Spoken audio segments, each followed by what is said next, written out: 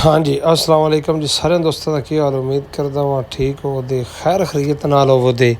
सब तो पहले जिन्हें सारे चैनल सबसक्राइब नहीं किया फॉलो नहीं किया यार जल्दी जल्दी कर लो। तो असी चले हाँ अज एक फंक्शन है तैयार श्यार हो के फिटना फिट हो के ते जलालपुर ते चौधरी मोई साहब ने दसदे पे हाँ केड़ी केड़ी मुंजी ने पानी लाना है किन किन की करना है। ते मेरे तो पिछो अज ओ तो काम मोई साहब मुकाना है ਤੇ ਉਹਨੂੰ ਦੱਸਿਆ ਉਸ ਟੋਟੇ ਨੂੰ ਪਾਣੀ ਲਾ ਉਸ ਨੂੰ ਵੀ ਲਾ ਇਸ ਲੈਣ ਨੂੰ ਲਾ ਹੁਣ ਸਾਰਾ ਦੱਸ ਕੇ ਤੇ ਅਸੀਂ ਚੱਲੇ ਹਾਂ ਜਲਾਲਪੁਰ ਬਟੀਆਂ ਸਕੂਟਰ ਦੇ ਉੱਤੇ। ਆ ਚਾਬੀ ਲਾਊਂ ਮੋਟਰਸਾਈਕਲ ਦੀ ਤੇ ਮੋਟਰਸਾਈਕਲ ਨੂੰ ਕਰਾਂ ਸਟਾਰਟ। ਟਾਈਮ ਵੇਖ ਲਿਆ 1 ਵੱਜ ਕੇ ਤੇ ਤਕਰੀਬਨ 49 ਮਿੰਟ ਹੋ ਗਏ ਨੇ। ਤੁਹਾਨੂੰ ਮੈਂ ਮਜ਼ੀਦ ਵਿਖਾ ਵੀ ਦੇਣਾ ਵਾਂ ਠੀਕ ਹੈ। ਤੇ ਉਸ ਤੋਂ ਬਾਅਦ ਹੁਣ ਅਸੀਂ ਚੱਲੇ ਹਾਂ ਸਕੂਟਰ 'ਤੇ ਬਹਿ ਕੇ ਆਪਣੇ ਪਿੰਡੋਂ ਨਿਕਲੇ ਜਾਂਦੇ ਹਾਂ। ਆ ਸਾਡੇ ਡੇਰੇ ਵਾਲੀ ਸੜਕ ਹੈ ਜਿਹੜੀ ਪਿੰਡ ਨੂੰ ਜਾ ਰਹੀ ਹੈ। ਆ ਵੇਂਦੇ ਉਹ ਸਾਹਮਣਾ ਪਿੰਡ ਜਿਹੜਾ ਨਾ ਉਹ ਚੱਕ ਸਜਾਦਾ ਹੈ। ਆ ਸਰ ਜਾਫਰ ਸਾਹਿਬ ਸਨ ਉਹ ਰੋਡ 'ਤੇ ਖਲੋਤੇ ਸਨ ਅਤੇ ਉਹਨਾਂ ਮਿਸਤਰੀ ਲਾਏ ਸਨ ਅਤੇ ਮੈਨੂੰ ਇਹਨਾਂ ਦਾ ਬਹੁਤ ਹੀ ਪਿਆਰਾ ਟੀਪ ਵਾਲਾ ਸਿਸਟਮ ਨਾਲ ਲੱਗਾ। ਮੈਂ ਵੀ ਸੋਚਿਆ ਕਿ ਮੈਂ ਵੀ ਆਪਣੇ ਦਾਰੇ ਦਾ ਇਨਸ਼ਾ ਅੱਲਾਹ ਤਾਲਾ ਇੰਝ ਦਈ ਇੱਕ ਦਿਨ ਮਾਹੌਲ ਬਣਾਵਾਂਗਾ ਤੇ ਜ਼ਰੂਰ ਪਰ ਜ਼ਰੂਰ ਬਣਾਵਾਂਗਾ। ਮੈਨੂੰ ਇੰਤਹਾਈ ਪਸੰਦ ਆਇਆ ਕੰਮ ਨਾ ਮਿਸਤਰੀਆਂ ਦਾ। ਸਾਰਿਆਂ ਦੇ ਕੋਲ ਡਿਟੇਲ ਲਈ ਸਾਰੀ ਇਹ ਕਿੰਨਾ ਖਰਚਾ ਕੀ ਇਹਦਾ ਹਿਸਾਬ ਕਿਤਾਬ ਹੈ। ਉਸ ਤੋਂ ਬਾਅਦ ਸਕੂਟਰ ਮਾਰ ਲਈਏ ਕੇਕ ਤੇ ਪਹੁੰਚ ਗਏ ਹਾਂ ਅਰਚੰਦ। ਕਿਉਂਕਿ ਕਾਲ ਵੀ ਬਹੁ ਹੈ ਇਹ ਨਾ ਹੋਵੇ ਟੁੱਕਰ ਦੀ ਬਰਕੀ ਲੱਗ ਜਾਏ ਕਿਉਂਕਿ ਇੰਨਾ ਵਕਤ ਵੀ ਕੀਤਾ ਜਾਣ ਵਾਸਤੇ ਇਹ ਨਾ ਹੋਵੇ ਬੱਕਰੇ ਵਾਲਾ ਕੰਮ ਜਿਹੜਾ ਨਾ ਮਤ ਨਾ ਹੀ ਬਣੇ।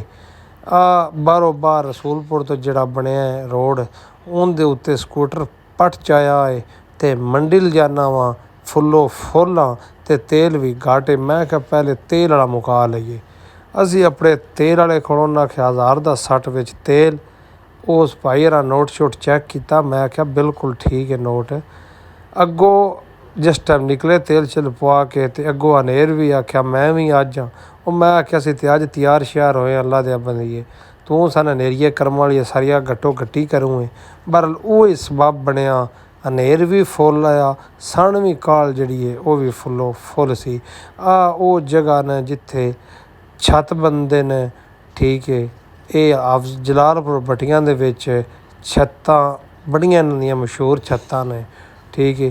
ਉਸ ਤੋਂ ਬਾਅਦ ਅਸੀਂ ਪਹੁੰਚੇ ਅੱਗੇ ਮਜ਼ਗੂ ਚੌਕ ਹੈ। ਮਜ਼ਗੂ ਚੌਕ ਵਿੱਚੋਂ ਨਿਕਲ ਕੇ ਅਸਾਂ ਜਾਣਾ ਸੀ ਜਿਮ ਖਾਨੇ ਅਤੇ ਬਾਹਰੋਂ ਬਾਹਰ ਬਾਈਪਾਸ 'ਤੇ ਆ ਇੱਕ ਬੜੀ ਹੀ ਵੱਡੀ ਮਿੱਲ ਬਣੀ ਹੈ ਜਿਹੜੀ ਮਿੱਲ ਚਾਵਲਾਂ ਵਾਲੀ ਹੈ। ਮੇਰੇ ਹਿਸਾਬ ਨਾਲ ਇਹ ਬਟੀਆਂ ਦੀ ਮਿੱਲ ਹੈ ਕਿਉਂਕਿ ਮੈਂ ਇੱਕ ਵਾਰ ਇਸ ਮਿੱਲ ਦੇ ਵਿੱਚ ਮੁੰਜੀ ਵੀ ਦੇ ਕੇ ਗਿਆ ਵਾਂ ਅਤੇ ਬੜੀ ਵੱਡੀ ਮਿੱਲ ਹੈ ਕਮਾਲ ਮਿੱਲ ਹੈ ਬਿਹਤਰੀਨ ਮਿੱਲ ਹੈ ਠੀਕ ਹੈ। ਉਸ ਤੋਂ ਬਾਅਦ ਅਸੀਂ ਪਹੁੰਚ ਗਿਆ ਆ ਜਿਮ ਖਾਨੇ ਦਾ ਬੋਰਡ 'ਤੇ ਸਾਹਮਣੇ ਜਿਮ ਖਾਨਾ ਜਿੱਥੇ ਅਸਾਂ ਆਉਣਾ ਸੀ। ਅੱਗੋਂ ਵੇਖਿਆ ਅਤੇ ਮਾਮੂਰੀ ਵੀ ਪਹੁੰਚ ਗਿਆ। ਅੱਜ ਦੀ ਵੀਡੀਓ ਸਿਰਫ ਸਪੈਸ਼ਲ ਥੀਣ ਵਾਲੀ ਹੈ ਕਿ ਅਸੀਂ ਅੱਜ ਸਾਰਾ ਟੱਬਰ ਆਪਣਾ ਜਿਹੜਾ ਨਾ ਉਹ ਇਕੱਠਾ ਹੋਣ ਵਾਲੇ ਹਾਂ। ਲੱਗਦੇ ਲੀਂਦੇ ਰਿਸ਼ਤੇਦਾਰ ਅਜ਼ੀਜ਼ੋ ਅਕਾਰਬ ਆਪਣੇ ਜਿਹੜੇ ਖਾਸ ਪਰ ਖਾਸ ਨੂੰ ਅੱਜ ਉਹ ਇਕੱਠੇ ਹੋਣ ਵਾਲੇ ਹਾਂ। ਅੱਜ ਤੁਸੀਂ ਸਾਡੇ ਟੱਬਰ ਆ ਵੇਖੋ ਅਸੀਂ ਇੱਕ ਟੱਬਰ ਆਪਣੇ ਮੇਜ਼ ਦੇ ਉੱਤੇ ਹੀ ਸਾਰੇ ਜਿਹੜੇ ਆ ਉਹ ਬਹਿ ਗਏ ਹਾਂ। ਇਹ ਸਾਡਾ ਸਾਰਾ ਜਿੰਨੇ ਬੈਠੇ ਨੇ ਸਾਰਾ ਸਾਡਾ ਇੱਕ ਟੱਬਰ ਹੈ ਠੀਕ ਹੈ। ਹੁਣ ਤੁਸੀਂ ਕਈਆਂ ਬੰਦਿਆਂ ਟੱਬਰ ਦੀ ਨਹੀਂ ਸਮਝ ਲੱਗਣੀ ਬਈ ਯਾਰ ਟੱਬਰ ਕੀ ਹੁੰਦਾ ਠੀਕ ਹੈ। ਇਹ ਤੁਹਾਨੂੰ ਫਿਰ ਕਦੀ ਵੀਡੀਓ ਦੇ ਵਿੱਚ ਸਮਝਾਵਾਂਗੇ ਪਰ ਭੁੱਖ ਬੜੀ ਲੱਗੀ ਹੈ ਪਾਣੀ ਦੀ ਬੋਤਲ ਮੁਕਾ ਛੜੀ ਹੈ। ਉਸ ਤੋਂ ਬਾਅਦ ਆ ਗਿਆ ਰਸ਼ੀਅਨ ਸੈਲਡ। ਇਹ ਥੋੜ੍ਹਾ ਥੋੜ੍ਹਾ ਪਾਇਆ ਪਰ ਮਜ਼ੇਦਾਰ ਸੀ। ਉੱਤੇ ਮਾਮੂ ਨਹੀਂ ਆ ਗਿਆ ਕੋਈ ਹੋਰ ਸ਼ੈ ਵੀ ਚਾਹੀਦੀ ਹੈ ਅਤੇ ਦੱਸੋ। ਮੈਂ ਕਿਹਾ ਜੇ ਰਸ਼ੀਅਨ ਖਾ ਲਾਣ ਦਿਓ ਮੁੜ ਅੱਗੋਂ ਤੁਹਾਨੂੰ ਦੱਸਾਂਗੇ। ਉੱਤੋਂ ਆ ਗਿਆ ਚਾਵਲ ਕਮਾਲ ਚਾਵਲ ਬਣੇ ਸਨ। ਪਕੌੜਾ ਆ ਗਿਆ ਪਕੌੜੇ ਉਹਦੇ ਤੋਂ ਟਸ ਕੱਢ ਛੜੀ ਠੱਠ ਕੱਢ ਛੜਿਆ ਠੀਕ ਹੈ। ਬੋਤਲ ਕਾਲੀ ਅਤੇ ਸਾਵੀ ਵੀ ਜਿਹੜੀ ਆ ਗਈ। ਉਸ ਤੋਂ ਬਾਅਦ ਆ ਗਿਆ ਬਾਕਰਾ ਆਪਣੀ ਮਰਜ਼ੀ ਦਾ ਬਾਕਰਾ ਪੂੜਾ ਜਿਹਾ ਪਾਇਆ ਚੈੱਕ ਕੀਤਾ ਅਤੇ ਮਾਸ਼ਾਅੱਲਾ ਕਮਾਲ ਲੱਗਾ। ਆਹ ਸਾਰਾ ਸਾਡਾ ਮੇਜ਼ ਜਿਹੜੇ ਅਸੀਂ 7-8 ਬੈਠੇ ਹਾਂ। ਅੱਗੇ ਵੀ ਸਾਰੇ ਮੇਜ਼ ਨੂੰ ਇਹ ਸਾਡੇ ਸਾਰੇ ਆਪਣੇ ਨੇ ਠੀਕ ਹੈ। ਅਤੇ ਉਸ ਤੋਂ ਬਾਅਦ ਇਹ ਜਿਮ ਖਾਨੇ ਦਾ ਇੱਕ ਮਾਹੌਲ ਹੈ। ਜਿਹੜੇ ਜਿਹੜੇ ਬੰਦੇ ਜਲਾਲਪੁਰ ਬਟੀਆਂ ਜਿਮ ਖਾਨੇ 'ਚ ਆਏ ਨੇ ਉਹ ਜ਼ਰੂਰ ਪਰ ਜ਼ਰੂਰ ਦੱਸਿਆ ਜੇ, ਕਿਉਂਕਿ ਜਲਾਲਪੁਰ ਵਾਲੇ ਬੰਦੇ ਤੇ ਅਕਸਰ ਫਿਰ ਆਉਂਦੇ ਹੀ ਰਹਿੰਦੇ ਨੇ।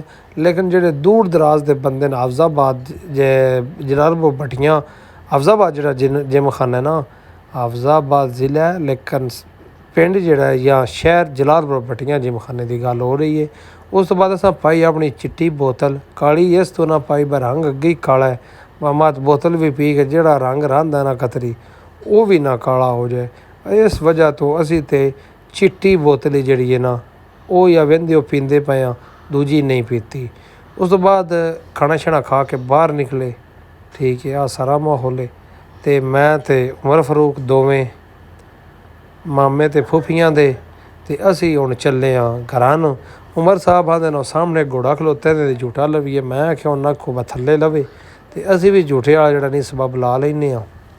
ਅੱਗੋਂ ਆ ਗਿਆ ਜਲਾਲਪੁਰ ਭੱਟੀਆਂ, ਇਸ ਸਾਈਡ ਵੱਲੋਂ ਮੈਂ ਜਾਣਾ ਸੀ ਵਾਪਸੀ ਘਰ। ਜਲਾਲਪੁਰ ਤੋਂ ਵਿੱਚੋਂ ਨਿਕਲਦੇ ਅੱਗੋਂ ਰਾਹ ਵਿੱਚ ਵੇਖਿਆ ਤੇ 2 ਡੰਪਰ, ਇੱਕ ਅੱਗੇ ਖਲੋਤਾ ਇੱਕ ਪਿੱਛੋਂ ਲੱਗਾ, ਅਤੇ ਉਹਨ ਤਬਾਹ ਕਰਕੇ ਆਪਣਾ ਸਾਰਾ ਨੁਕਸਾਨ ਕਰ ਲਿਆ। ਅੱਲਾ ਦੇ ਬੰਦਿਆਂ ਜਦੋਂ ਚਲਾਉਂਦੇ ਹੋ ਆਰਾਮ ਨਾਲ ਚਲਾਇਆ ਕਰੋ। ਆ ਵਹਿੰਦੇ ਹੋ ਕੀ ਇਹਦਾ ਹਾਲ ਹੋਇਆ ਪਿਆ। अस्सलाम वालेकुम, वसदे रहो सजनों।